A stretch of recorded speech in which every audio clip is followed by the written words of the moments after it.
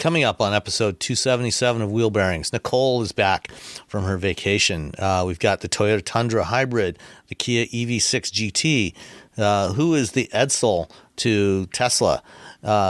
Redwood Materials is building a battery recycling plant. Should Apple buy Lucid? The Mazda CX-90 is going to go plug-in hybrid. And all that and more coming up next.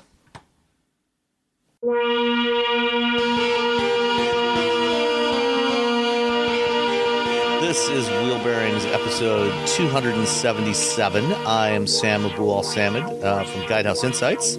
I am Nicole Wakeland from, let's see what I haven't done in a while, Sports Car Market Magazine. Where I get to Who the hell are you? I know. Sports Car Market Magazine. Yeah, I get to do I have a monthly column. I do these really cool interviews with really interesting people. I actually really like it. It's one of the fun gigs. It's a fun gig. You should see if you can get any of those people to come on the show as a guest sometime. I could probably do that. Car Market Magazine. And what about you? I'm Roberto Baldwin. I'm from This Week, let's say, Engadget, since I've been doing a lot of videos for Engadget. In fact, I'll be doing one tomorrow. So many videos. While we got you, Robbie, what have you been driving? So I talked about the McLaren last week, didn't I? Yes. I don't remember anymore. So I went back to the exact same damn desert, Las Vegas, and I drove the Kia EV6 GT. The GT, not the GT line, which is, I don't know. The real GT. The real GT, not the GT line, which is not the GT. So, Robbie, I can tell you, we both drove this. I was in a different way. We both drove this week. Dun, dun, dun. Dun, dun, so we can both talk about it. So, so I had driven this vehicle about an hour, about a month before. So for about an hour, a month before I drove the EV6 GT. I was very impressed with it then. And then I drove it this past week, and I am very impressed with it now. It is, when I drove it the first time, my first thought was, oh, it's like a baby Taycan. It's fast. There's a lot of room. Except, wait, how many of these could you buy for one? You could buy two. You could double. So you could get two EV6 GTs for the price of a Taycan. Of one Taycan. Yeah. Or if you got what about with the Taycan Turbo S? The inexpensive one, yeah. The $80-something thousand one. You could get one. Okay. One and a half of these. No, one and a half of these. No, one and a third. You could maybe get one of these and get a Kona EV too. Yeah, you could probably do that. There you go. So you can get one of these, and then you have another EV. Little Kona is backup. Yeah, little Kona is backup. So EV6 GT, it's quick, 0 to 60 in 3.4 seconds, which is fast. Sort of ridiculous at this point. It's 576 horsepower, 546 pound-feet of torque. So it still has the same 77.4 kilowatt-hour battery, but it's built on an 800-volt architecture, which means it charges at up to 240 kilowatts at a DC fast charger, which is faster than offerings from Mercedes, Ford, BMW, Nissan. The Hyundai, Nissan. Fast. It's quick.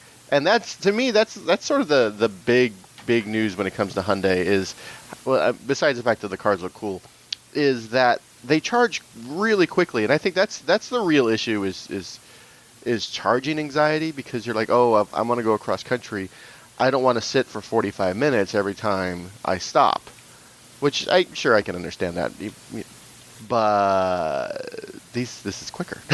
Well, and that's the thing. I was talking about this when I was doing the drive, that it's not just how many miles can you go, but like when you get to the end of that miles when you're on a road trip, because you're almost never going to run out of all those miles just in your day-to-day. How long do I have to sit and wait? If I have to sit and wait for 2 hours, that feels painful. That feels like, oh God, I'm just never getting to my destination because I'm going to be charging. This goes, I think the number was up to 80%. I think it's 18 minutes at the fastest charging. So 18 minutes, seriously, go inside, peruse the shelves, and buy what might kill you from the Slim Jim / packaged pastry food section of the convenience store. Take a bathroom break, come back out, you got to wait 5 minutes. Yeah, that's pretty much it. It's I'm always amazed at how quickly time passes when you're driving an EV and you go to park and you go to get I'm going to charge it. It's going to take 30 minutes or whatever.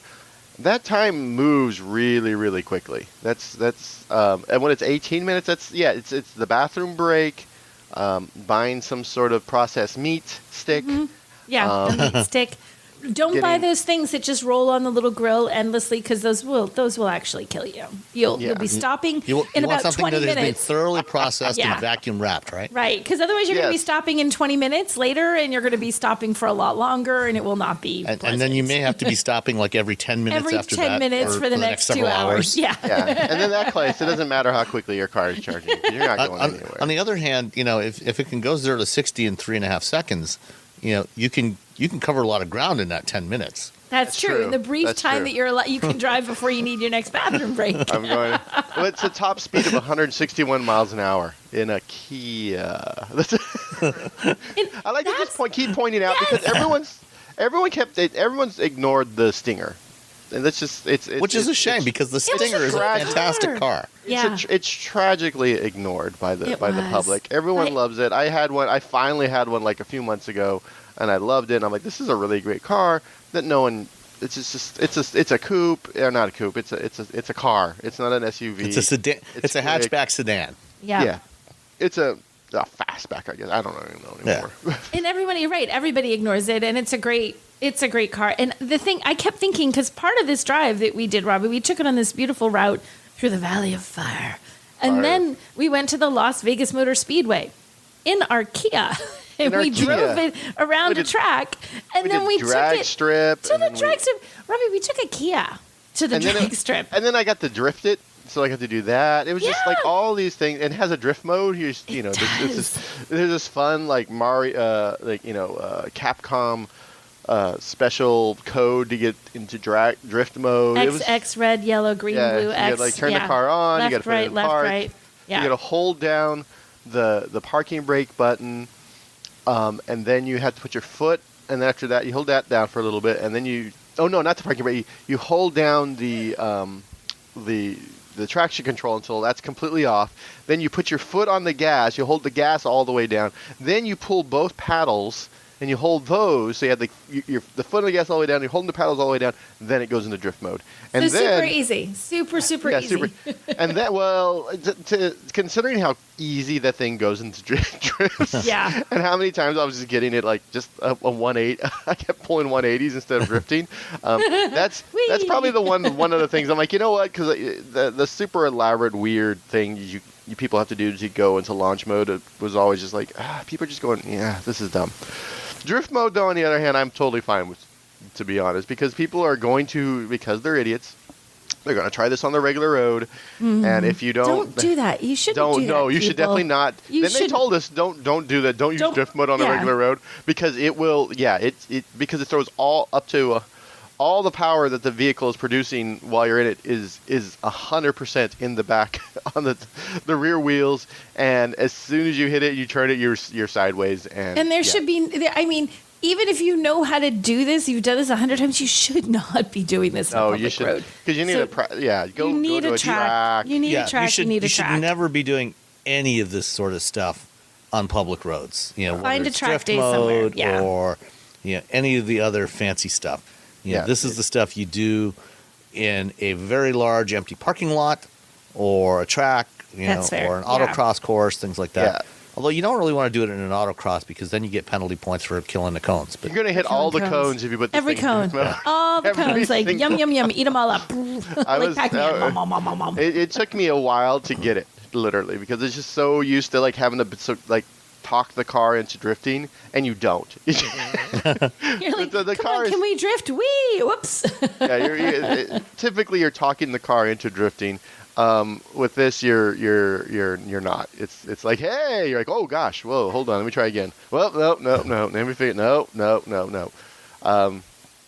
But yeah, no, I like the EV6 as a regular car. I especially like the EV6 GT as a sports car. Again, a Kia. It's fast. It handles much better than its regular counterparts. It's still you still feel that EV heft. It's not a Porsche. It's not not planted on the road as well as something like as a Taycan. But even there's a reason why. Or a Stinger, probably. Or a Stinger, yeah. But having said that, it's still just it's a fun car to have. You do get kicked in the face when it comes to range, though. You do. With this, There's a big difference. There is. It's 206 miles is the range on this. That's the EPA.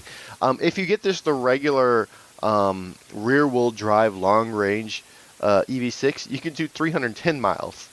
So it's like 100 miles difference. But if you're the all-wheel drive ones aren't. I mean, it's still a hit, but not quite because it's depending on the trim, 282 and 252.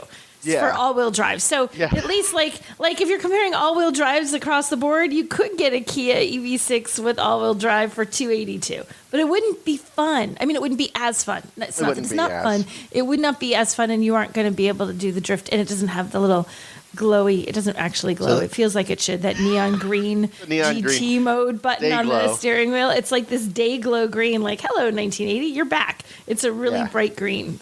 So that's even worse than the Genesis GV60 Performance, which has the same powertrain in it. Did they give any explanation for why it's worse than the GV60? No. I mean, maybe is it different tires, higher performance tires? I don't think anybody specifically asked that question, and they didn't get into that. I'll have to send a little note to James and ask. I don't know if it was you got a different answer at your because we were different waves. I don't know if you had got anything better. We didn't. Maybe they have higher performance tires on the Kia. I think they do. On the just the Genesis. Yeah. No, they were not. They were not low rolling resistance tires, because you try to drift in low resistance. I mean, if you have low rolling resistance, those things will break free way easier. But I don't think we would. I think it would just spun the wheels. We've just been like ice, woo-hoo-hoo-hoo, just everywhere. Yeah, that would not have worked. But even with that, it costs. Let me get the price. I got it. $61,400. $61,400. Is that it's with or without the delivery charge? That's without the delivery charge. I think it's without. Okay. Yeah. So you're paying a lot of money. You're losing range, but you're also getting a really fun crossover that you can still cram all your stuff in. There's still lots of room inside the vehicle in the front and the back seats. That's one of the things with that eGMP platform is that the rear seats have surprisingly a large amount of room for tall people and not so tall people. I really like the Kia EV6 GT. If I were not a writer, if I were a person who had a rail job and made more money. So which one, if you're going to get an EV6, which one would you get, Robbie? The money thing.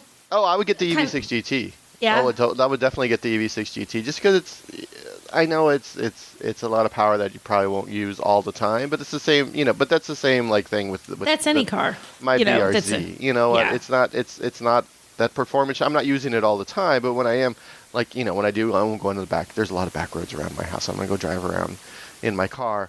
Then but the EV6 GT has more. I could put band stuff in the back. I could go to you know what I mean? And you try sticking a bass guitar in the trunk of a BRZ, it doesn't work. Doesn't work out well. It doesn't fit. No. Little squished. Yeah, I have to put it. I can shove it in the back seat, which is Is it you have to have it exactly the right angle? Which side faces up? Where everything has to be perfectly. It fits, I have to open it up and slide it in. It just fits with the case, the bass guitar. Or I just put the front seat back a little bit and just sits as the passenger.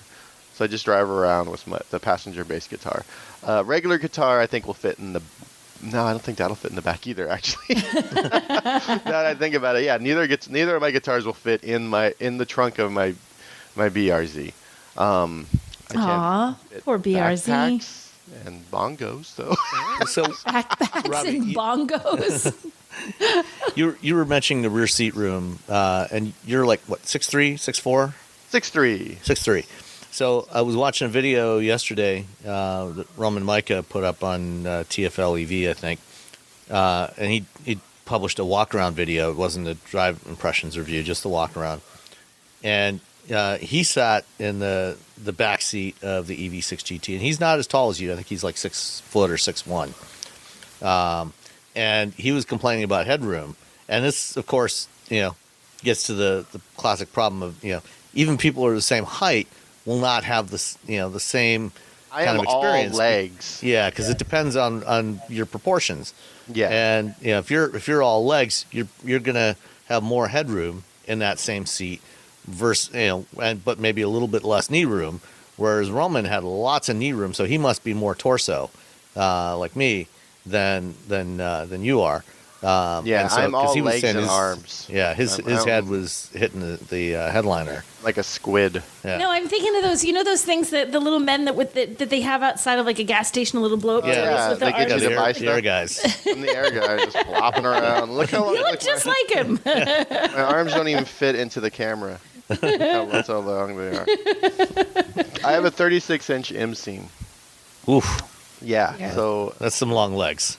yeah, so I have really long. I will say that when I ever had to put a helmet on though, I still, even in the EV6 GT, like my head was hitting the roof. Well, who is there? There's Well, some, and that's not uncommon. yeah, and tall guys like in some small cars. You guys, people your height, Robbie, can't. You put the helmet on, it's like all over. You're Yeah, it's like driving, you can't. I'm a little Yeah. bit kinked. It's never like, and then they're like, oh, now do some performance driving, and I'm like, You're trying like, to, no, I can't. I can't. I'm like, get I my would be head so straight. much better at track days if I wasn't. If you could sit up Yeah. straight. If I wasn't in extreme pain. Last May when I drove the Mazda Miata RF at Road America, had a helmet on, and it was raining, so we had to have the roof closed. And, God. So it's like I'm sitting there, squished. I had to put the seat, push the seat forward and recline it back as much as I could fit, and I'm only 5'11", and my head still kinked like this, trying to squeeze in there. Yeah. That was not a fun couple of minutes. Yeah, no, it's a thing. I think I asked you once, Sam. I'm like, hey, if you buy your own helmet, will I have a little bit extra room? And you're like, no, they're all about the same. I'm like, They're all the Yeah. same. because motorcycle you have helmets, to- like you can buy motorcycle helmets are like there's like varying degrees of. But then you're gonna have to based haul a on helmet with you how wherever you go. expensive. That's That's like the a other pain thing in the is neck I to don't- put it I on a don't- plane. I don't have time for track days. I don't think I've never taken my BRZ to the track. I've been to the track a bunch of times, but it's always with on events. Mm-hmm. And then I get home and I'm just like, I just want to stay home. I just want to stay home with my cats and my dogs and my wife. Well, the other problem with taking your own helmet, to a media program with track day. I don't know if they did this for the Kia event, but a couple years ago when Ford did the GT500 launch program at Las Vegas, I took my helmet with me, but then we had to use a hands device. Oh yeah, and then you're stuck. then The ones that they had, my Didn't work helmet's with your got the studs on there for one type of hands device, but there's different ones on the market that have different connectors on them, and mine wouldn't work with that, so I had to use their helmet anyway. So The We didn't have the device is- hands. But the hand, for people who don't know, it's like a shoulder it's a mount head. thing. It's short for head and neck support. And It's keeps like your- this- It keeps it essentially keeps you from doing this and snapping your neck off.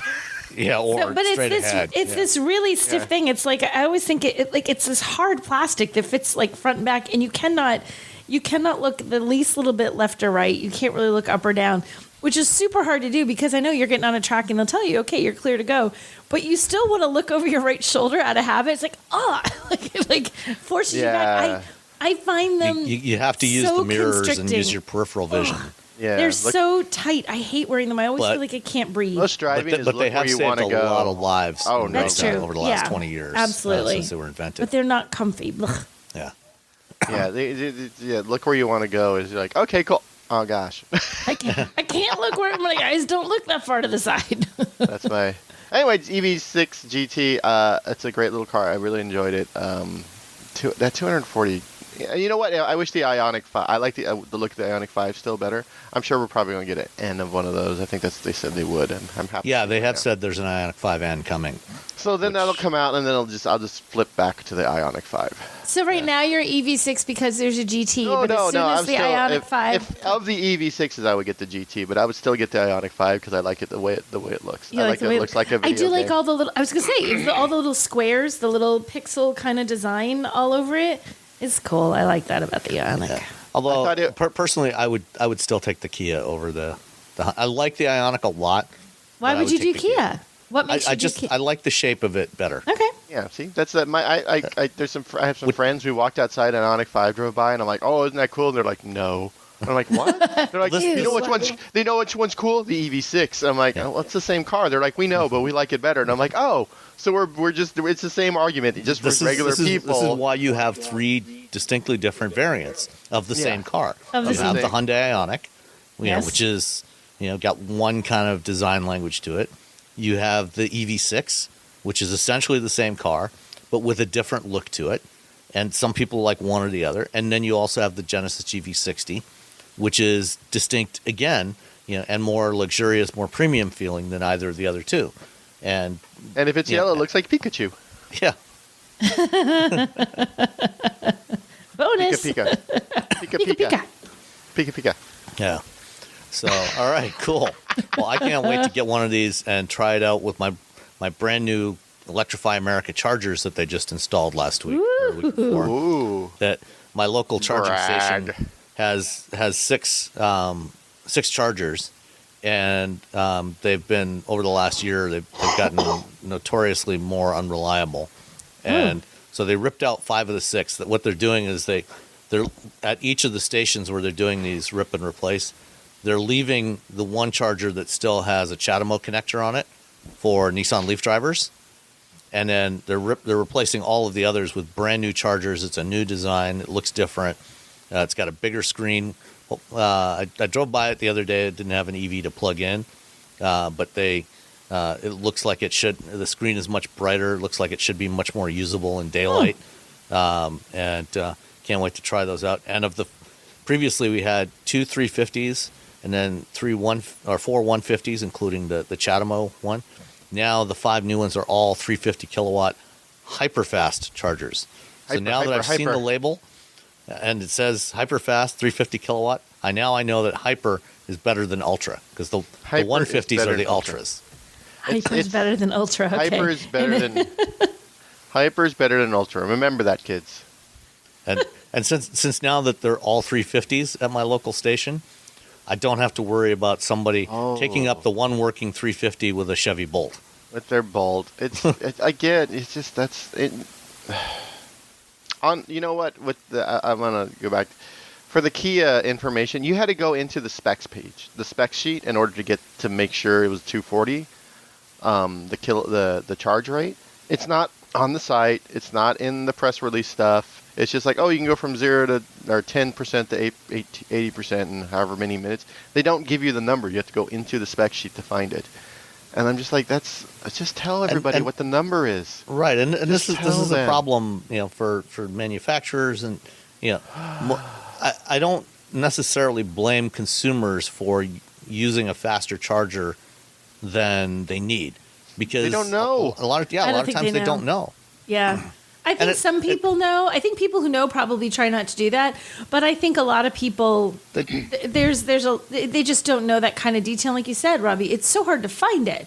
So it's not something that's like, hey, stuck right. Like the octane for fuel is easy to find on your car. You open up the gas thing. There's a label right there that says. Yeah, if you could flip it open and immediately see it, like, right there, this is what my car is capable of charging at.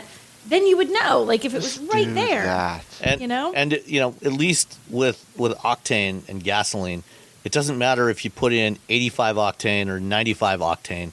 The tank still fills in the same amount of time, so it doesn't matter which pump you use from that perspective. Right. Whereas with the battery, it's a very different thing. Big difference. Yeah. So, all right. Well, always the complaining about. Try new Syntec high-mileage full synthetic motor oil to help high-mileage engines run better for longer. Only at O'Reilly Auto Parts. O'Reilly Auto Parts. Hi, Phil Swift here for new Flex Super Glue. What's truly amazing is that our Flex Super Glue is so strong that just one drop virtually welds itself to the surface and can lift over 3 tons. Forget those old super glues. Get the one that's new. Flex Super Glue. Go to flexsealproducts.com/3-ton lift to learn more about how one drop lifted 3 tons. For demonstration purposes only. Did you know you can support Wheel Bearings directly? Head to patreon.com/wheelbearingsmedia and you can become a patron today. Your contributions will help fund the platforms and tools we use to bring the podcast to you. And exclusives and improvements are already on the way thanks to your generosity. So if you want to be part of an automotive podcast like no other, head to patreon.com/wheelbearingsmedia. I drove something that did not have a plug on it and was not particularly fuel efficient. I'm looking at you. I just scrolled up on our spreadsheet. Go ahead with that. So I had the new Toyota Tundra iForce Max Capstone 4x4. So the Capstone is the new trim level that Toyota is introducing across their trucks and SUVs. It's their top of the line, equivalent of a Limited or Platinum or some of the other trim levels at various. Everybody's got different branding for their highest top. end. They're fancy. Trim. Yeah. So at Toyota, it's Capstone. When you get a Capstone, you get all the fanciest stuff in there.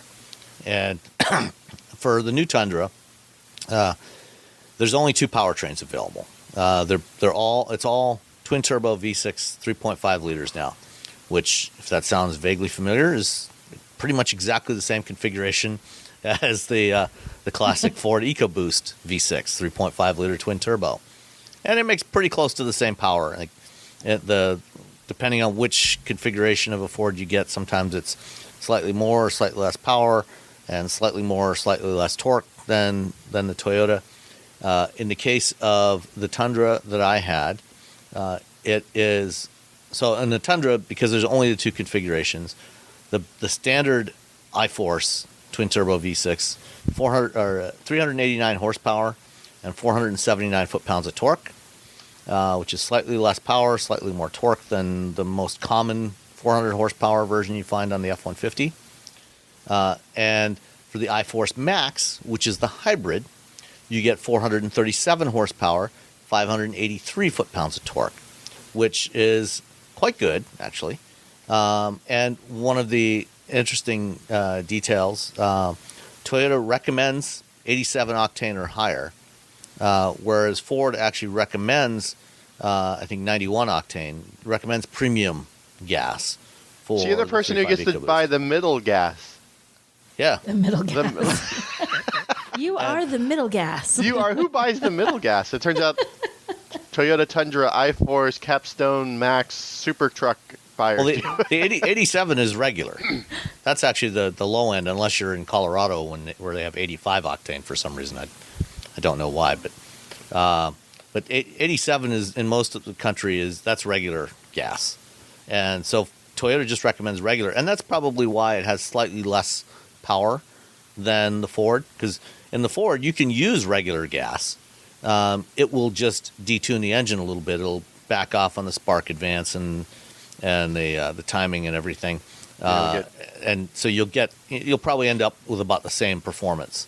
So in the case of the Toyota, they said it's fine with regular, and 389 or 437 horsepower, 583 foot-pounds is plenty. There's more than enough energy there. There's also a 48 horsepower electric motor that is in between the engine and the transmission, the 10-speed automatic transmission in this thing. And most of the time, you're probably not going to notice that there's even electrification on this thing, which was kind of odd, I thought. The Toyota, being the originator of modern hybrids, you drive most Toyota hybrids, and the engines are shutting down all the time, and going into electric mode. Anytime you lift off, a lot of times the engine will be shutting down, you're coasting, and it'll just be regenerating. I found that driving the Tundra, it didn't actually turn off the engine very frequently. In fact, and like again, you drive a RAV4 or a Prius or a Camry hybrid, pretty much every time you come to a stop, it's shutting off the engine, unless it's really, really cold. And temperature during the time I had it was, in the mid to upper 30s to low 40s. most of the time, which is fairly chilly, but still, even once the thing is good and warmed up, it very rarely actually shut off the engine when I came to a stop. And most of the time, like if I was at a red light, most of the time it was turning the engine back on well before the light turned green, which I find very unusual for a Toyota hybrid. This one also, like most Toyota hybrids, still has a nickel metal hydride battery rather than a lithium ion battery. Toyota's starting to shift towards lithium batteries in their hybrids. They've used them. They've used them in the plug-in hybrids. They've used them in some variants of the Prius over the years, but they're mostly still nickel metal hydride, which is cheaper than the lithium batteries, but it's also lower energy density, so the battery's a little bigger, a little heavier. But this Tundra, the four-wheel drive hybrid, is EPA rated at 19 city, 22 highway, 20 combined. And when I've had the F-150 hybrid, which is pretty similar in terms of specs, in terms of power, torque, weight, certainly about roughly the same size, I have typically been able to get at least 20 with it. And I did quite a bit of highway driving with the Tundra. I had a couple of trips back and forth to Detroit, to Dearborn, to Troy. And I only averaged just over 17 miles per gallon. Ouch. Which was kind of unimpressive for a Toyota, certainly for a Toyota hybrid. But, compared to the only other full-size hybrid pickup truck, compared to an F-150 hybrid, it was definitely not as good. I didn't do any towing with it, but let's see. Let me find the tow specs. I think the tow specs are roughly the same. Let's see. So 4x4 Crew Max, it will tow. I don't know. Oh, maximum towing capacity 11,170 pounds. So depending between the 4x2 gas engine and the 4x4 Crew Max hybrid, it's up as much as 12,000 pounds, and this one that I had was 11,170 pounds, which is plenty. I mean, that's about what you're going to get with the Ford as well. So it's in the same ballpark there. So towing is not an issue, unlike with an electric pickup truck. You can tow all day long with this thing. You'll just have to stop for gas, and you can fill up the gas tank pretty quickly. So that's not an issue. But in terms of the way the interior felt, I would say that it's certainly a huge upgrade over the previous generation Tundra. The infotainment system is really nice. You get the 14-inch touchscreen. I've complained before about the fact that with the new Toyota infotainment system, that you can't have multiple things on the screen at once. You can have navigation or media controls or settings, but you can't have a dual pane display. Toyota's heard my complaints about this. Maybe someday they'll change it. Probably not. Maybe. The voice recognition worked great. Every time I said, "Hey, Toyota," it recognized my voice and responded, and it generally worked really well. Once I had gone through using that and playing around with that, then I plugged in my phone and used Android Auto, and then you get a nice dual pane setup because it's got big screen, so it shows you Google Maps on one pane and your media controls on the other side, and you can quickly toggle back and forth between them just by tapping one side or the other. And so that works really well. It's also got wireless support for Android Auto and Apple CarPlay. CarPlay also has the ability to show multiple things on the screen at once. As with the other full-size pickups, lots and lots of rear seat room. If you want almost limo-like rear seat comfort, a full-size crew cab pickup is actually a really good way to go. The one I had, the Capstone, also has steps, retracting steps. It had retracting running boards and retracting steps under the corners of the rear bumper, but I couldn't find a way to retract those steps without opening the tailgate. When you open the tailgate, the steps come out so you can step up into the cab. You don't have any of the other fancy stuff like the step that can pull out of the tailgate like you do on the F-150s, or the side steps ahead of the rear wheel arches that you have on some vehicles. But it's a nice touch to have that. It's easier to step up into the thing. You don't have any of the Pro Power on board capabilities that the Fords have. The interior, as I said, is a huge step up from previous Tundras, but still not quite up to the standard of what you get in a Ram. The Ram is still, the class of the field when it comes to premium feeling interiors. Nice leather seats, lots of room, lots of storage space for all your stuff that you're going to carry in a truck. No cookie table though. Donut table. Forget it. I'm out. Burrito table. And let's see. All in, this one came to $77,390 or $339. Sorry. Something.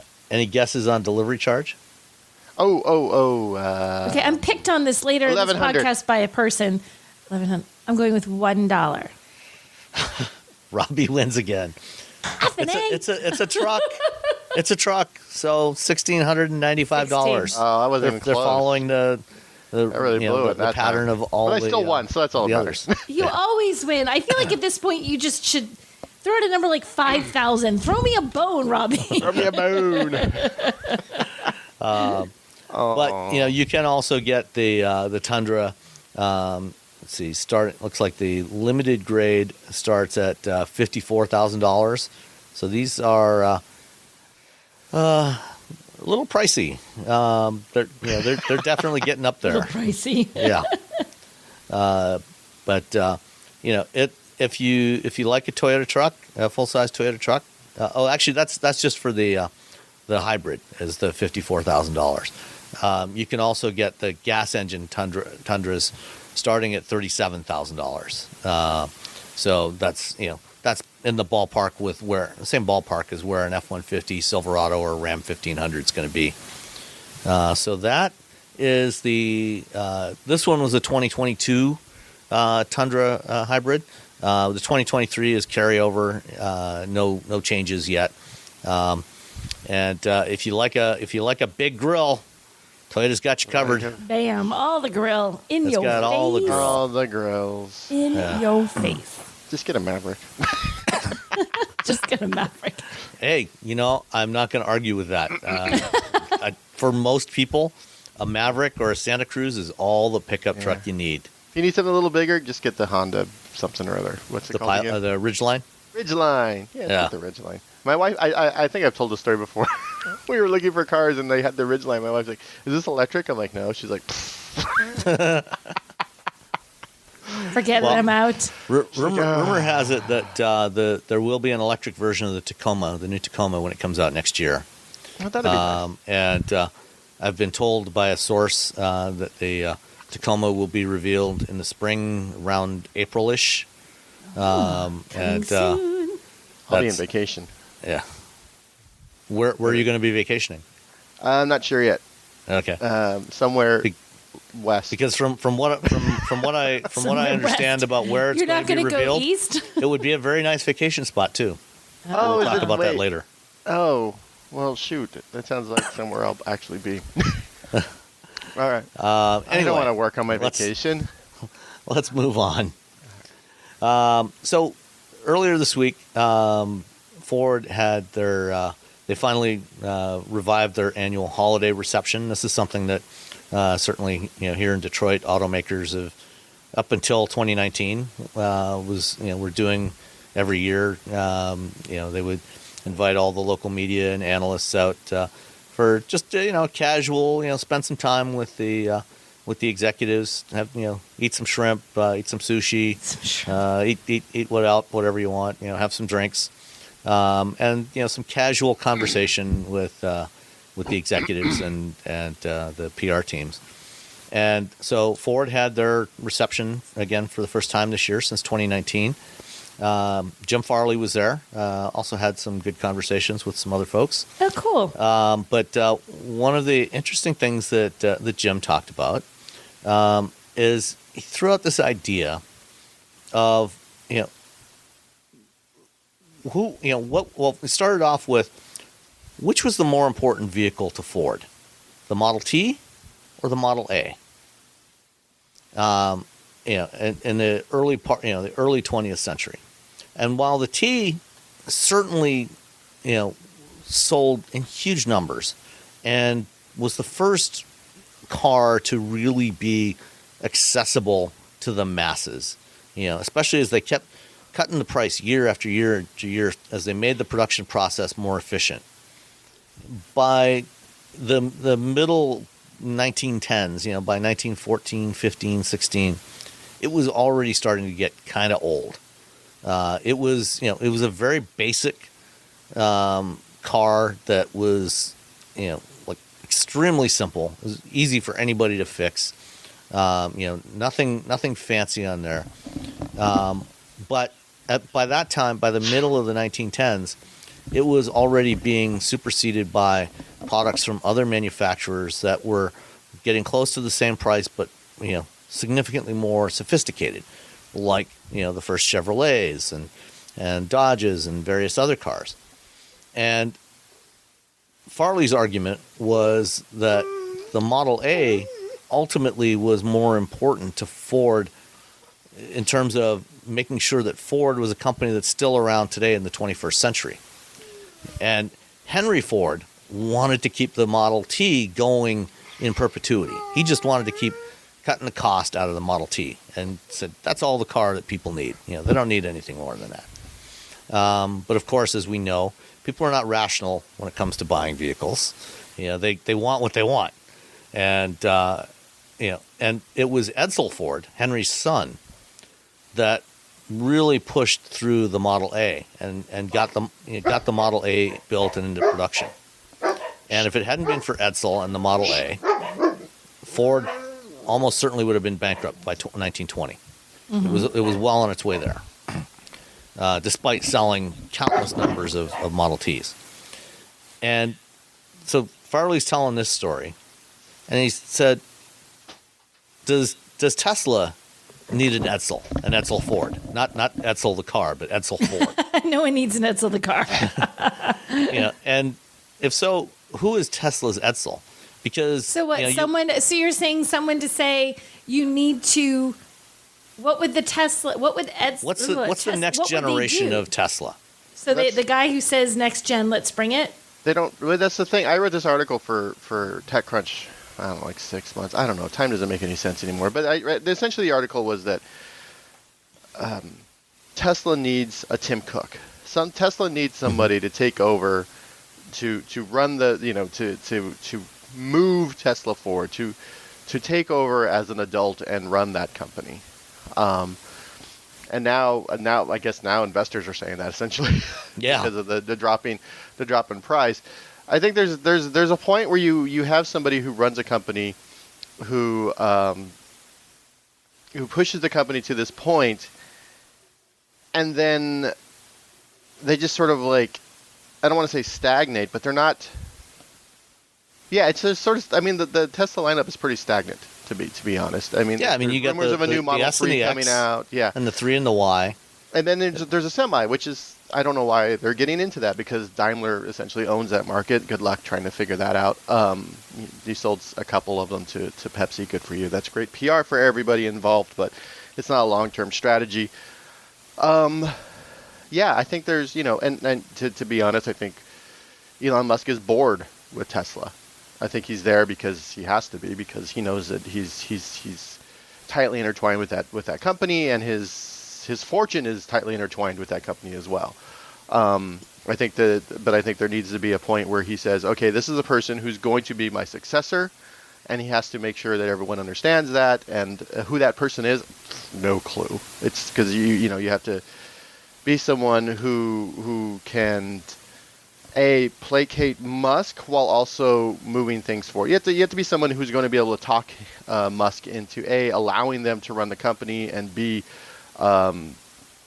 taking reins of the company and Musk saying, yeah, that's fine, which is for Musk, I think we've all seen that's something that's very difficult for him to do. He doesn't really like when people say, well, maybe we should do this. He's like, oh no, you don't know what you're talking about, which is why Tesla's had a difficult time keeping automotive people on staff. I don't know if they need a person. What's their next thing? They don't have new models coming. Don't they have a new platform that they're working on though? Theoretically, like a new cheaper platform for its vehicles. It's supposed to make them take the pricing down and everything. Yeah, I mean they've talked for years about launching a $25,000 EV. And then, but then he said they wasn't going to do it. Then they came out a few months ago. It's like, we're not going to do that. And we're just like, well, yeah, and, I mean the parallels to the Model T I think are interesting. Tesla's been putting a lot of effort into trying to simplify and take cost out of the Model 3 and the Y, especially the Y, which is selling much better than the 3 now. Moving away from having a bunch of stampings that they have to weld together to these giant castings for the front and rear structure, the structural battery, all of which are good things that need to happen. But does, in this modern age, can you just keep iterating on the same design, the same basic idea, continually tweaking it, or at some point, do you need to do something fundamentally different? The car buyer, we want new and shiny. That's all there is to it. I mean, they're losing market share. They still own the market, but they're losing market share. And they've dropped from 85% 2 years ago to 60% of the EV market in the U.S. Yeah. So, they're losing share, and, some of that has to do with the fact that it's the same car, and it's the same car, and it's the same car. And there's an EV6 out there, and there's a Ioniq 5, and there's a Mach-E, and there's all these other vehicles. There's the Equinox coming, and it's the same car, and it's the same car. And we like, we like new and shiny things. Yeah. I mean, that's literally our job, is to go out and drive new and shiny things and tell people yes or no. Should you or shouldn't you buy it? And at some point, if you don't have the new shiny thing, why am I going to re-review? I can't just keep re-reviewing the Tesla Model Y. And people look out there, and there's buying cars is such an emotional thing, because it is a lot of money. So you want something that you really want, and maybe you don't want something that's been around for a while. Maybe you want something new and shiny, and that's your prerogative, that's your money. And I think, looking at that drop in market share, I think Tesla's hopefully realizing that. There's regardless how you feel about Elon Musk, there's a lot of good, nice, smart people that work at Tesla who work hard, and every day they show up to work and they want to build a car for a better tomorrow. And if there's a new version of that car that keeps them employed, that's great. All right. Well, any thoughts on, we know a lot of people in the industry. Any thoughts on who would be a good successor to Musk as CEO? It's a loaded question, because they have to get along with Musk. It feels like even if you look at. Yeah, it has to be someone he likes, and so then you're like, okay, so who's that? Who is that? I don't think it needs to be someone necessarily that's an industry person, though. Given Tesla and given the way that Musk operates, I don't know that he'd that might not be a good thing or a bad thing, but just he might not be looking to I'm going to pull this auto industry guy who knows all about cars here. He might want someone who's a little bit, I don't know, not quite from the industry, but still knows how to build a company. So I don't know. Well, for what it's worth, part of the problem with getting a replacement for Musk over the last decade has been that he has held a very large share of Tesla. Usually somewhere around 23-24% of all the shares belong to Elon. Mm-hmm. And over the course of the last year, and particularly the last 6 months, he has sold off almost half of his stake in Tesla. he now only owns about 13% of Tesla shares, and because he's sold off a bunch to buy Twitter and everything else. So in terms of his voting power, and because Tesla, unlike Facebook and some other companies, there is no dual class shareholding, or Ford for that matter. There's no dual class shares, so every vote gets the same votes. So he's only got half as many votes now as he did a year ago, and so maybe there's actually maybe whoever if the board decides to do something and make a change, maybe that person doesn't necessarily have to get along that well with Elon. I think there's the fact that he's reducing his stake, it's helpful for someone else to come in, because if he has like this gigantic 20% stake in the company, everything that person does is going to be second guessed via Twitter. Period. Mm-hmm. Everything he's gonna lambast them. He's gonna go after them. He's gonna say this is dumb. I never would have done that. Blah blah blah blah. That's just Elon's MO. That's just how he works. But as he loses stake, he can still lambast them, but he won't have the voting shares to do anything about it. And I think it's weird because recently he said he's like it's a public company. It's important that it's a public company because if I'm not doing a good job, you should like get rid of me. And you're like, okay. A, why are you saying this? Because you just took another company private, talking about how important it was. And B, I really think... And he tried to take Tesla private not that long ago. I really think he doesn't want to run Tesla anymore, to be honest. Yeah. I think it'll be easier for him to sort of like be removed. I don't know. I don't think he wants to run Tesla anymore. I think he's bored. I don't know that he doesn't want to run Tesla. I think he's sort of focused on the Twitter thing as a new... toy. Maybe he's kind of like where Bill Gates was 20 years ago when he stepped down as CEO of Microsoft and wanted to do something else. I think that's where he's at, but he can't. His sort of like drive won't allow him to just walk away without like some insane idea, without some insane person coming in, or without I don't know. Maybe we get what's his name from Stellantis from PSA. What? Carlos Tavares. You get Carlos. Oh gosh. You need somebody with a very big ego. Vision? Personality. Everybody high up in any company's got a big ego. Yeah, you need a big personality. You need someone big and sort of larger than life to come in. You can't just have some milquetoast executive come in on Tesla. The thing is, you can't. And he needs someone like Tim Cook who can take care of everything, but it needs to be Tim Cook with like on Ritalin. With an edge. With an edge. You know what I mean? It needs to be somebody who's had maybe a little bit too much meth with their their Frosted Flakes. Someone's gonna come in and take care of all like sprinkle a little white powder on their Frosted Flakes. Take care of all the daily and can smooth over a lot of like hurt feelings in the industry, so they can hire someone who can make manufacturing better, someone who can make the service centers better, someone who has a lot of experience. Hire those people back, while also still walking out on stage and being like, "We make the greatest cars in the universe," blah blah blah blah. Essentially. Well, with that, why don't we transition to the Steve Ballmer? They need Steve Ballmer. That's what they need. I don't know if they need Ballmer, but electric cars. He just comes out. I think that's a good place to transition. Recently there was a report out of Bloomberg that Apple has yet again delayed their plans to launch a car. They've been working on this since at least 2015.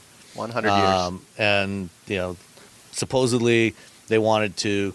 They didn't want to launch something until they could launch a vehicle with no steering wheel and no pedals, no controls, and just go all autonomous.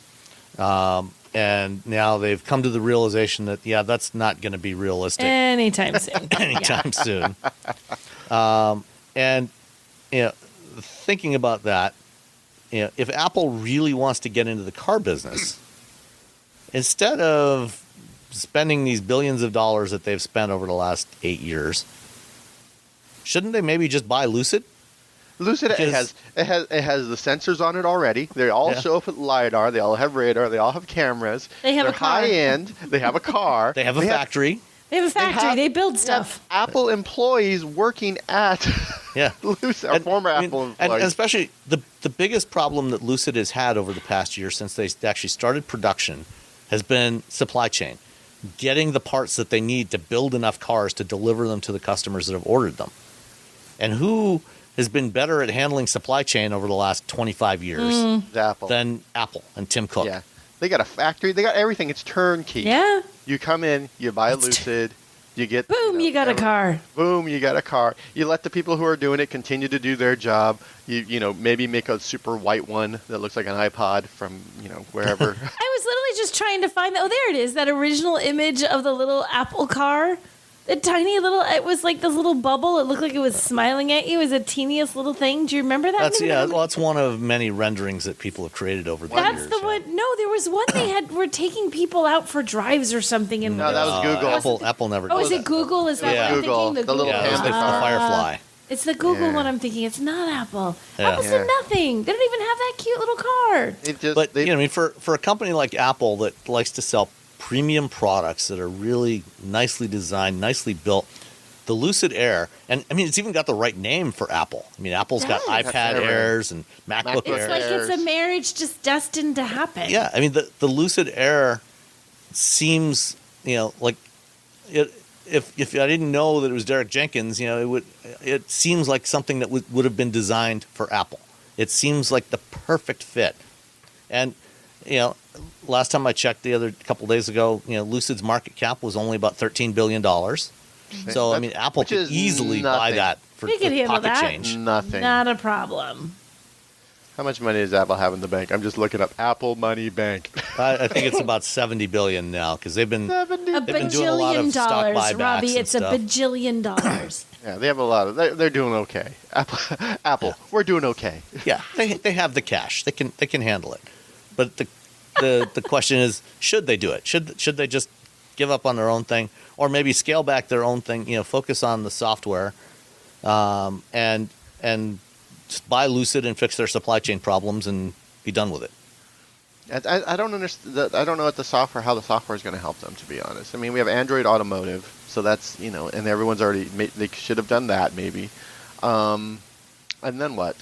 They make the. Well, I mean, Apple would want to have their own look and feel, their own user experience. But I mean, if they decide not to make a car, if they decide just to go into software, like who's going to use that? Everyone's already making their own software, and they're still right. Everyone has it. Yeah. Apple hasn't shown anything that anyone should be excited about. I mean, they might have something amazing, but they haven't shown anybody it. So, just buy Lucid, I guess. Just buy Lucid. Here you go, Tim. So you can have that one for free. Problem solved. There you go. Solved. Enjoy. All right, Lucid. Sticking with batteries for a minute. Redwood Materials, founded by J.B. Straubel, the former CTO of Tesla, is a battery recycling and materials processing company. And they announced this week they've got a small plant in Nevada where they're currently processing. It's about half and half of their input. Half is from used EV batteries and scrap from battery production that they get from Tesla or Panasonic, really, and from AESC in their factory in Tennessee where they supply the batteries for the Nissan Leaf. And then the other half is consumer electronics batteries, and they reprocess all that and turn it back into materials that can go straight back into the battery manufacturing process as cathode and anode materials. So you don't have to dig up more stuff out of the ground. You can just recycle the old batteries. They've got a plant in Nevada that is producing enough material for about 6 gigawatt hours a year worth of batteries, which is about 60,000 cars, roughly. And they 60,000 or 600,000? 60,000. And they announced this week that they're going to build a new recycling plant in Charleston, South Carolina. $3.5 billion, capacity for 100 gigawatt hours a year, which is enough for about 1 million EV batteries annually. 1 million. That's from 1 all the olds. million batteries. 1 million batteries. And it's near where everyone else is. So Yeah. that's smart. I've talked to JB a few times back when he was at Tesla. He's very not Elon. He's very quiet. He's a very He's quiet, very smart not. man. He's the opposite of Elon. He is. He is. He definitely actually opposite. understands the technology. He's There's that soft-spoken. as well. Yeah, he's very soft-spoken. He understands technology. There's no, I guess, salesmanship. He's just Oh, come very, on. like, Why? You matter think of fact. Elon's not soft-spoken? You think he's salesy? Bah. he's a quiet man. No, Quiet, so, yeah, timid when individual. when I heard about Redwood Materials, I'm like, that makes all the sense in the world for him to do that. So I think it's, this is good. Less digging things up, the better. Yeah.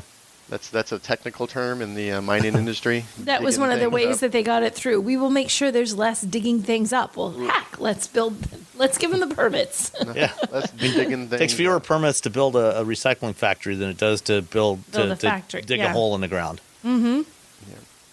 All right. Mazda, coming up end of January, they're going to be revealing their next new product. It's the CX-90 to presumably replace the CX-9. It's 10. I guess it's 10x better.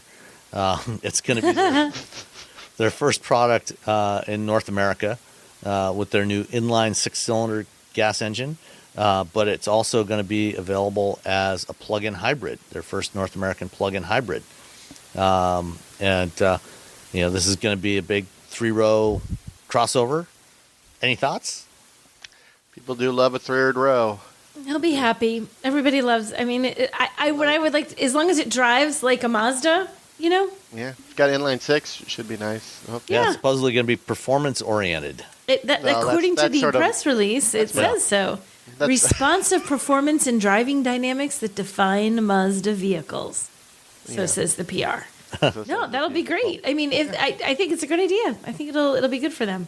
Yeah, I'm looking forward to seeing it. I'll be going out to California at the end of January for the event for the reveal of this thing. Yes, I'm gonna be skipping that one. I have other obligations, so I couldn't make that one.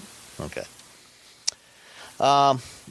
Also, this week when I was in Dearborn before the holiday party, took a tour of the Ford Rouge Electric Vehicle Center where they build the F-150 Lightnings, and they're in the process of doing their capacity expansion from 80,000 units a year to 150,000 units a year, which by early fall next year should be ready.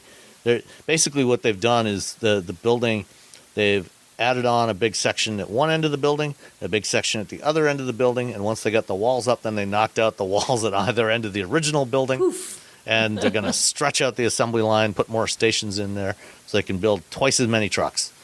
Trucks. The problem is they're also cranking up the prices on these trucks. And by the time they get to 150,000 a year production rate, are people even going to be able to afford these things? Because remember that $40,000 Ford Lightning Pro that they launched with last spring? It's now Yeah. $56,000. That's Wow. a huge difference. Yeah. Yeah. And they've done it in pieces. I'm looking at this Yeah, story, and yeah, it's they've done it like a couple times A little now. bit here, a little bit here, a little bit here. If you already ordered it, you're good. Like, Yeah. don't worry about it. But if you're planning on ordering, Get you're a gonna pay Maverick. more. You're gonna Yep. pay, just Let's get a Maverick. that should be the title of this episode. Just get a Maverick, Get a guys. Maverick. Just get a Maverick. What, you want a VinFast? Get a Maverick. You're thinking about buying. You're thinking about buying. about buying Think of a Lucid. think Buying of a Lucid. Miata. Just Yeah, get a Maverick. Get a Maverick. Well, fortunately for Ford, their first competition is going to be the Silverado EV, and the first version of that's coming out. They're going to launch the work truck in the spring, and then in the fall they're going to launch the RST, which is when they announced it last year. They said that one was going to be like $105,000, just slightly cheaper than the Hummer EV.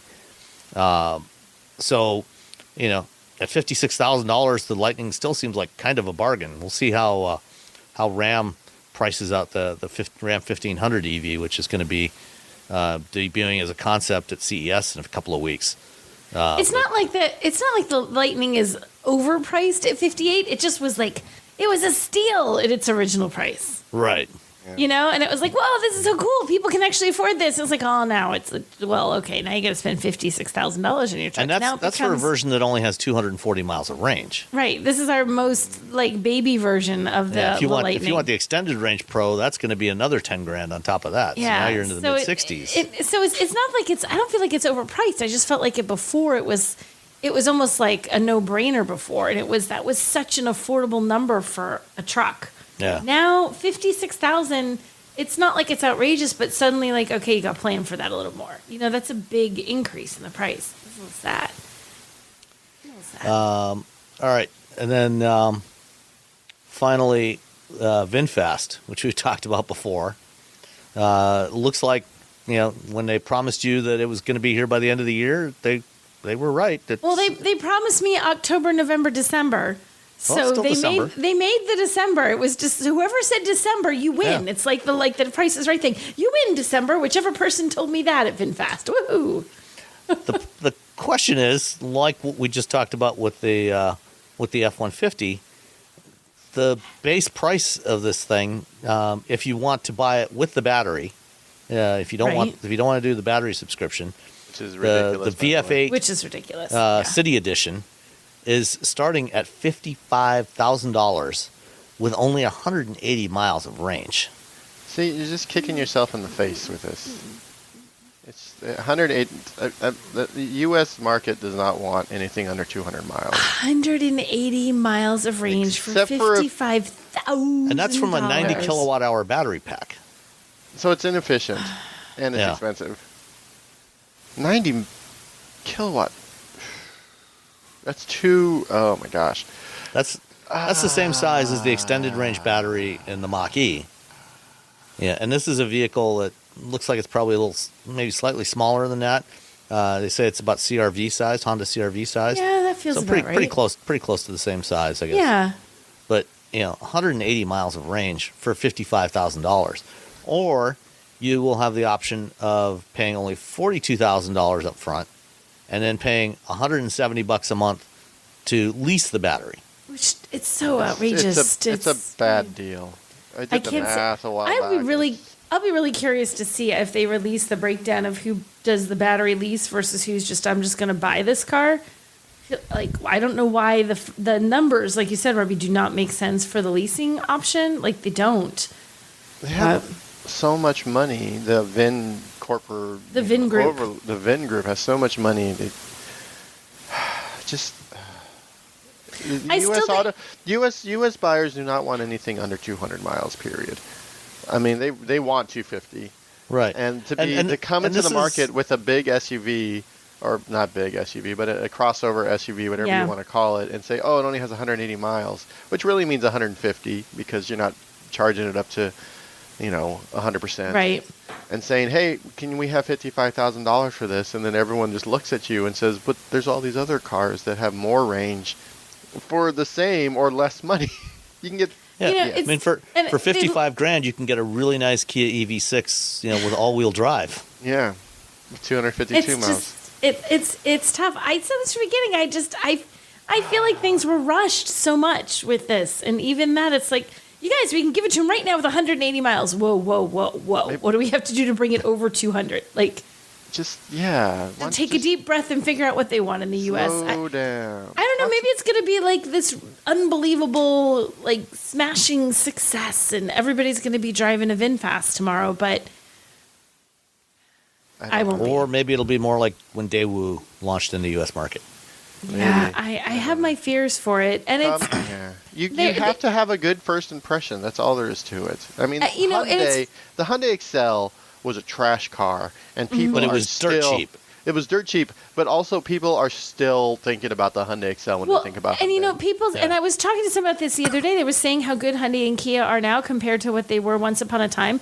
And the argument would be, well, VinFast could do that too. They could come in kind of meh and work their way up. I'm like, yeah, but do you realize there's still people who won't touch Hyundai and Kia because they remember the old ones? And no amount of you saying, From can the you just go 90s. look at And it right? took 20 years for Hyundai to get over that and right? start And there's to still turn their there's reputation there's around. still people who think, and like a good number, like, really, you'd recommend a Hyundai? Yeah, Yeah, I would. get that. When was I the still last get time? that. Right? So yeah. people, like a large number of people, look at you like you're nuts when you recommend a Hyundai or a Kia to them because they have these very old views of what they were when they were first came to the U.S. It is hard to shake that.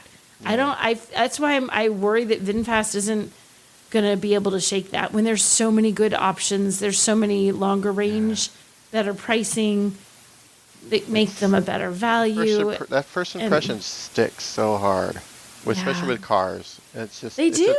It's such a tough thing to shake. And yeah, And it's the second biggest, thing that people buy, second most expensive thing that people buy after they're home. Right. So you buy a house, that's a big deal. You buy a car, that's the second biggest deal. Like you spend a ton of money on a car. It's not like people are throwing around $50,000, $60,000 like, oh, let's just do this again in a couple of years. Like you're going to have that vehicle for a while. And I just don't. It's weird because I wanted this to be better than it was. I'm almost angry at it. I wanted it to be better. I wanted it to be something where I walked away and was so just impressed. I'm like, guys, I don't know. I will be very curious once consumers in the U.S. get their hands on it and start driving it and talking about it. I will be curious what the public response. Maybe it's going to be entirely different than my point of view. That could very easily be it. I've had a couple of people, regular people, just ask me about VinFast, and I'm like, well, the battery thing just makes 0 sense. They're like, And yeah. for that same $42,000, you can buy a base Hyundai Ioniq 5 that is going to have more range. You could be fairly confident that it's going to be a good vehicle and last. Or for $34,000, Ioniq 5, the Kia Kona EV. Yeah. And it's got a lot more range. Yeah. It's not. And it's also a known hard to make the quantity. case for this car. It's hard to take a chance. Like you said, it's a lot of money. Sam's second biggest purchase that most people make aside from their house.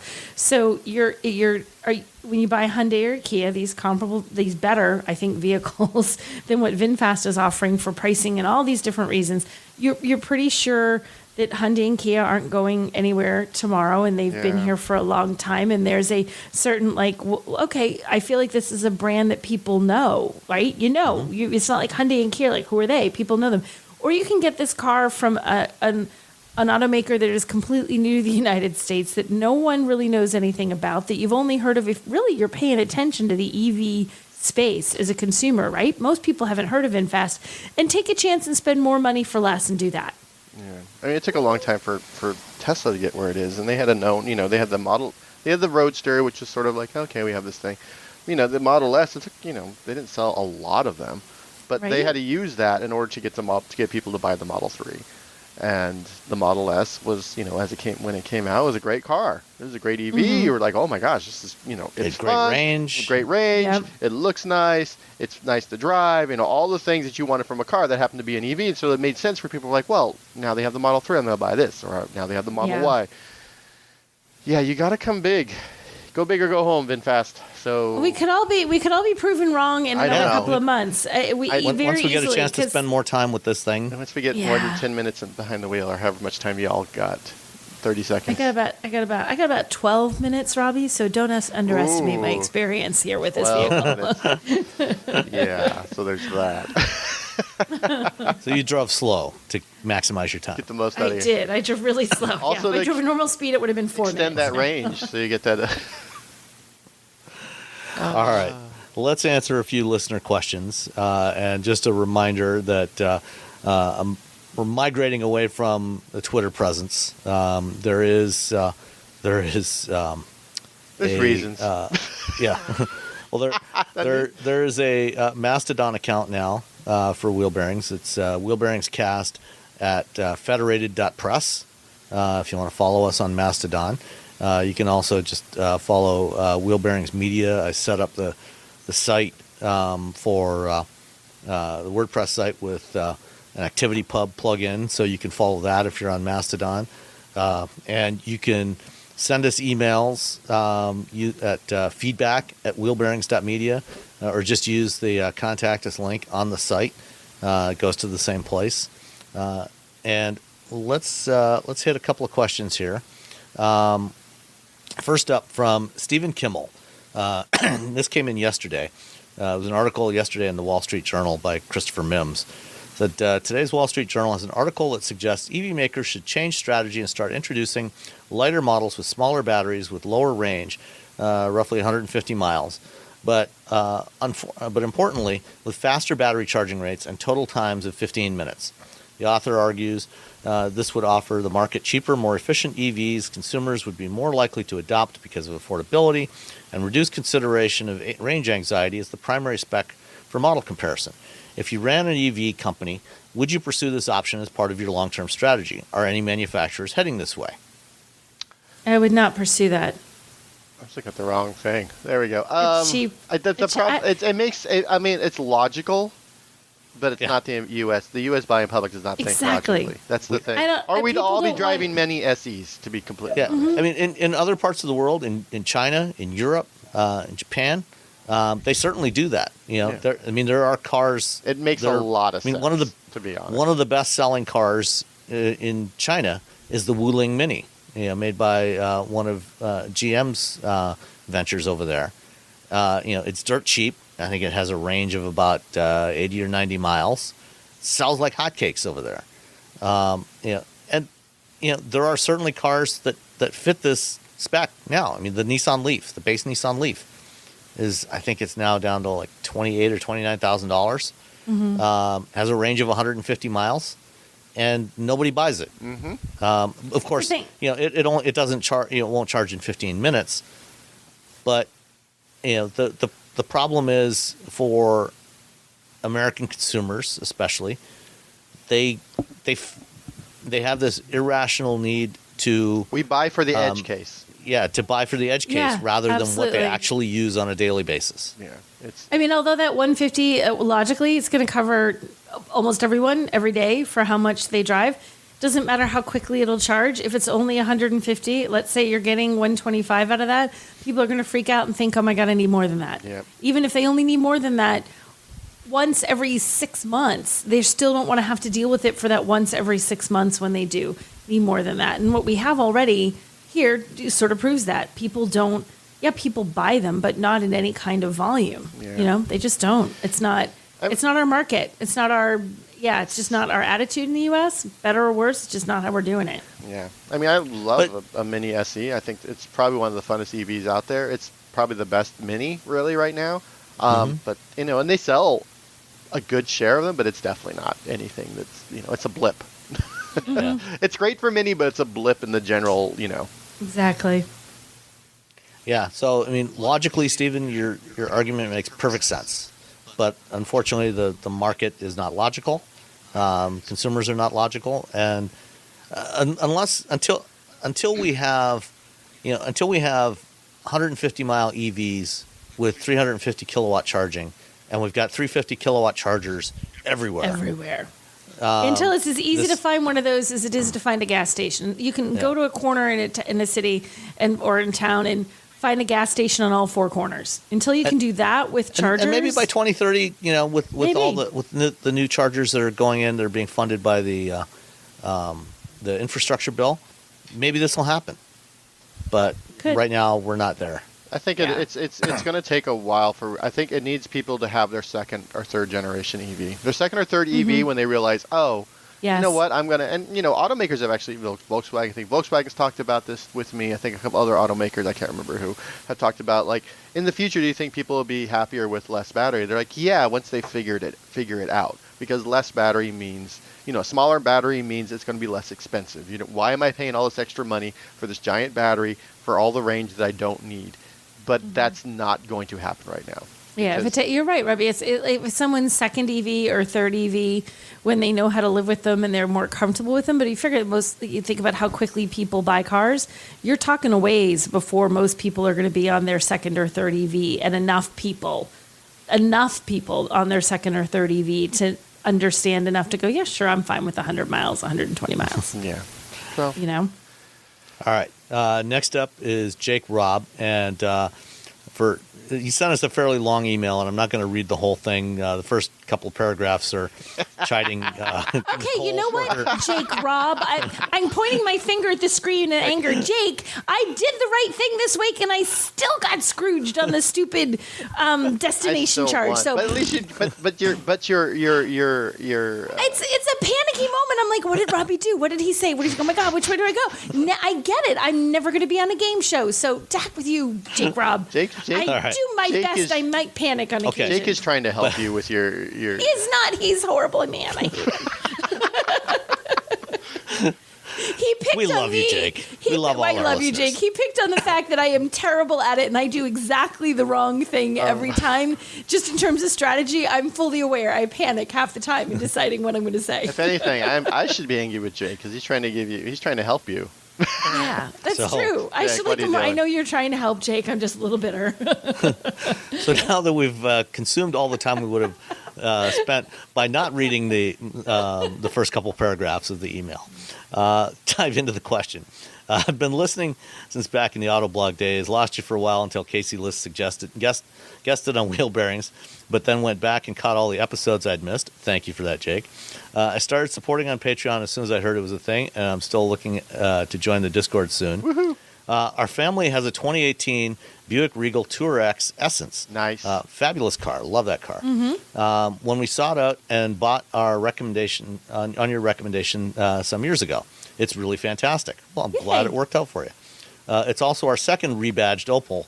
Before that, we had a 2009 Saturn Aura XR 3.6. I miss that engine. A V6 powered Tour X would be great. Since the Tour X is now out of production, nobody is selling Opels, rebadged or otherwise, in the U.S. anymore, and you never know when you'll need another car.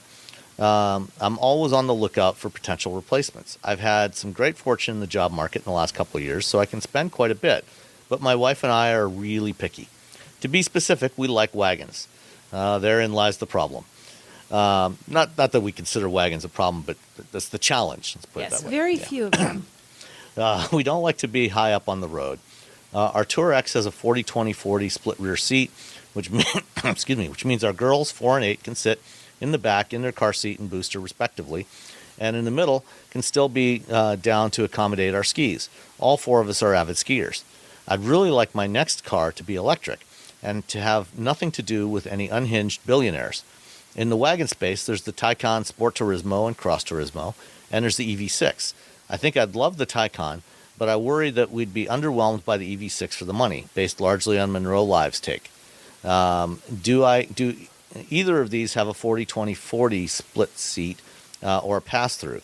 Are there any more EV wagons on the horizon? I'd love an electric equivalent of the V70 or A6 Audi Avant, and I could probably swing a Taycan on my new salary, but it would be borderline irresponsible.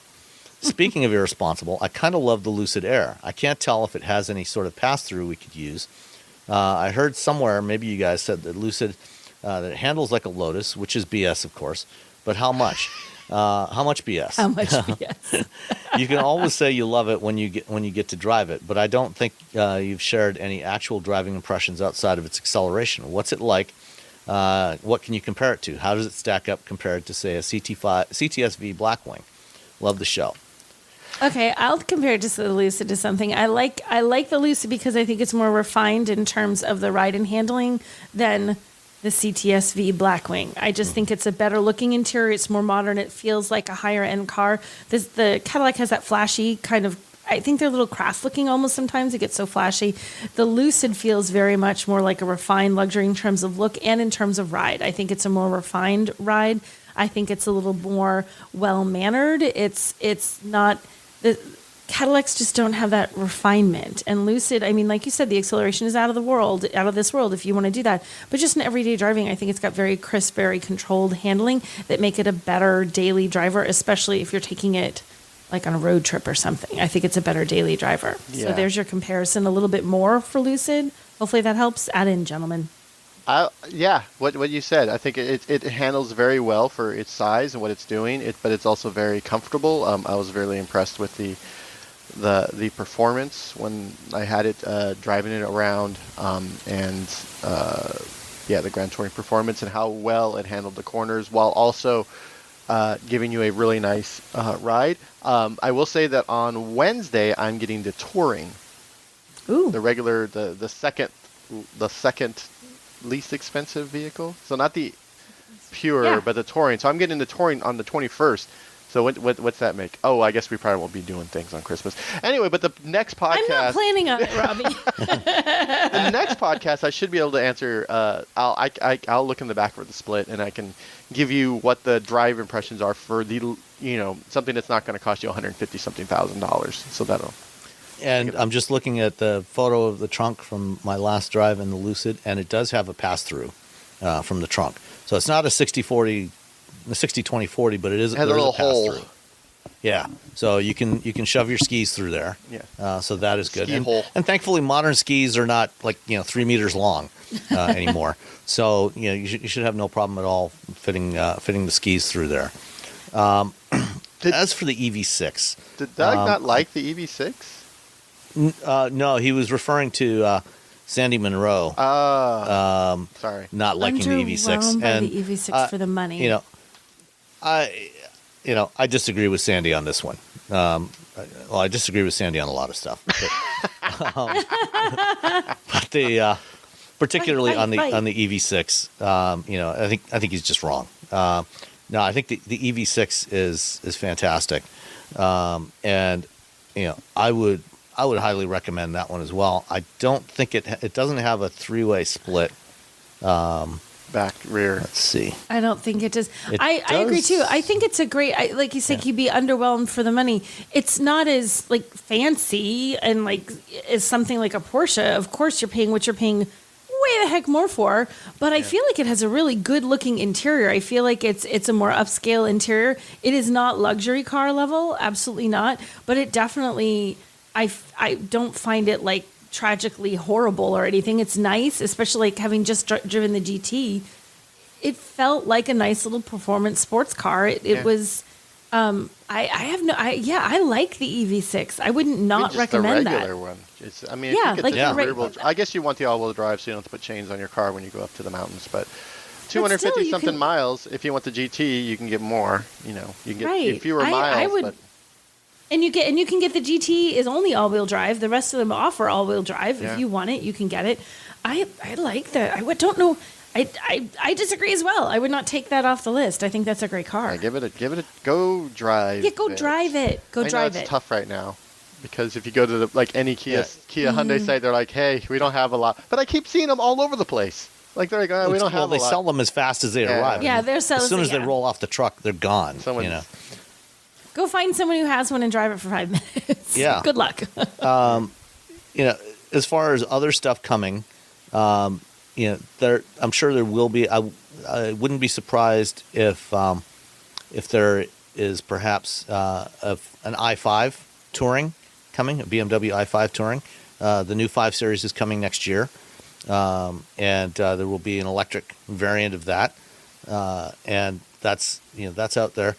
The i4 might be a little smaller than you want, but it's a liftback. It's a hatchback.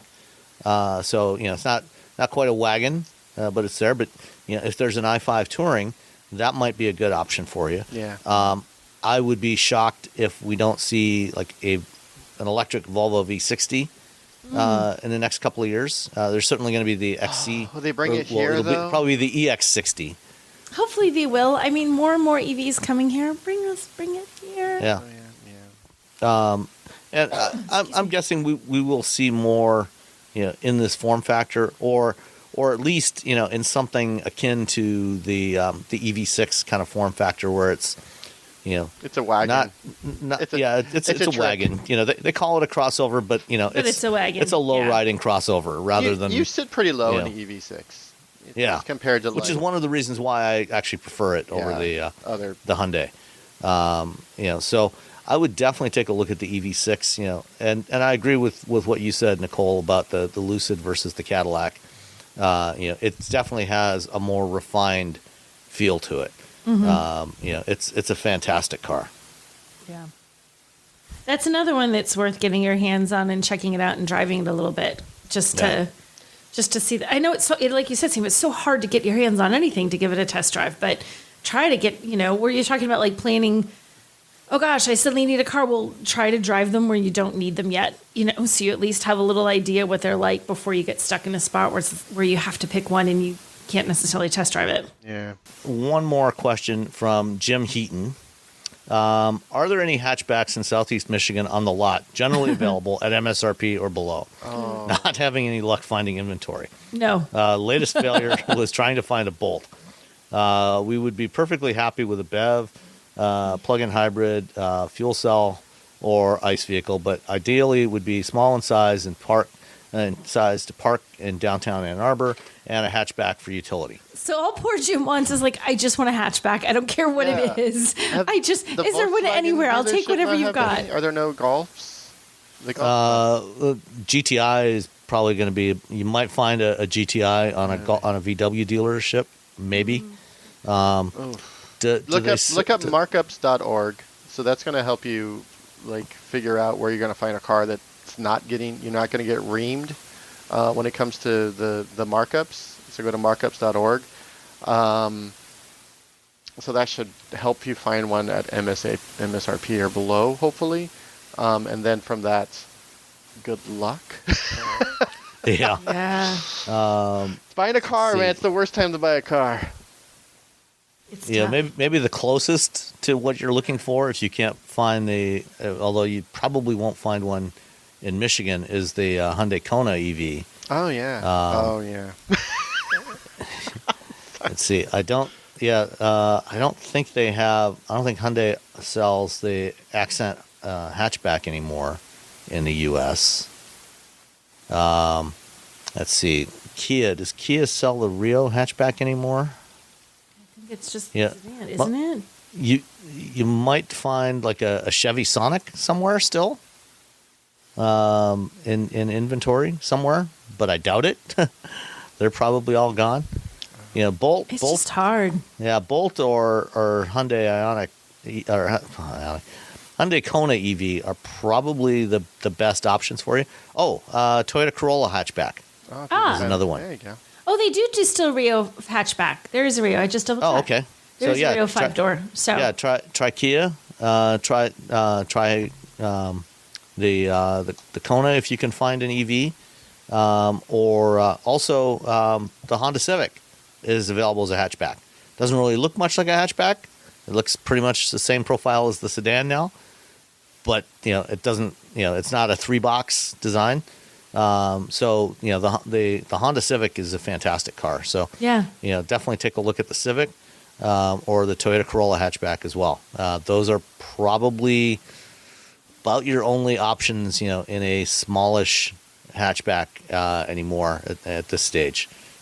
Pretty much everything else has been discontinued. Nissan still has, the Versa and the Sentra, but they're only available as sedans now. No hatchbacks there. Is there anybody else? No? I mean, Ford dropped all their small cars. GM has pretty much dropped everything. Stellantis hasn't had anything in years. If you can wait until early 2024, the Fiat 500e is coming back. I know when you said Stellantis, I thought the same thing, but you got a little wait for it. Yeah. So yeah, it's going to be probably about 15 months till that one's back. So yeah, that's about all there is out there. Any other thoughts? What might be out there? No, I'm literally looking around and I was just checking, and I can only find some of these cars you're saying with it 60 miles away from me in New Hampshire. As I'm Googling, this is hard to find. You might also look for the Hyundai Venue. I mean, it's technically a crossover, but it's really a hatchback. Or the Nissan Kicks is also a really good choice. Robbie, how accurate is this markups.org? Is it really accurate? It's pretty good now. I just realized they now charge in order to use it. You can get some detail. Really? I just managed you got to pay a markup to check markups.org. Yeah, you got to pay there's a monthly subscription now. It does, but you can look at it, but you just have to. It doesn't let you search as well because I managed to find it. Yeah, you can get yourself a Hyundai Kona in California currently for a $14,000 markup. Yeah, it's pretty. And so I did an article about them, or I did an article about buying a car right now. and I mentioned them, and then they reached out because I said, well, there's also the you never know if the dealership is trying to game the system, and the founder sent me a message. He's like, oh no, we have things set up so they can't game our system. So because I was talking about if I wanted to buy an Ioniq 5, there's a place in Palm Springs that is selling Ioniq 5s without a markup. So I have to go all the way to Palm Springs. So I fly to Palm Springs and buy an Ioniq 5, and then I drive it home. And so that's sort of the. But I mean, if you're paying $10 a month and it saves you, $10,000, I guess it's not right. Really, It's but yeah, no, it's a pretty. Yeah, I've been using it for articles. Obviously, I haven't used it to buy any cars because I have a car. And again, buying a car right now is whew. But yeah, no, give it a go. I mean, even if you just do $10 for 1 month, if you can find something that helps you. Then, if it helped you, yeah. If it, $10 is going to be chump change compared to the thousands this could save you. Yeah, if it helps you. I mean, there's also you could also look at the if you want something a little nicer than the Hyundai Venue, the Kona, the gas Kona. Base gas Kona is also really good too. It's a good little car. That's how I end up with the regular. Yeah, I really like the gas Kona. So there's options out there. The smaller crossover-ish vehicles, they're really slightly taller hatchbacks. They're certainly not SUVs, and they would definitely be worth a look. Alongside the likes of the Kia Rio, which is that one definitely be easy to park in Ann Arbor. Yeah.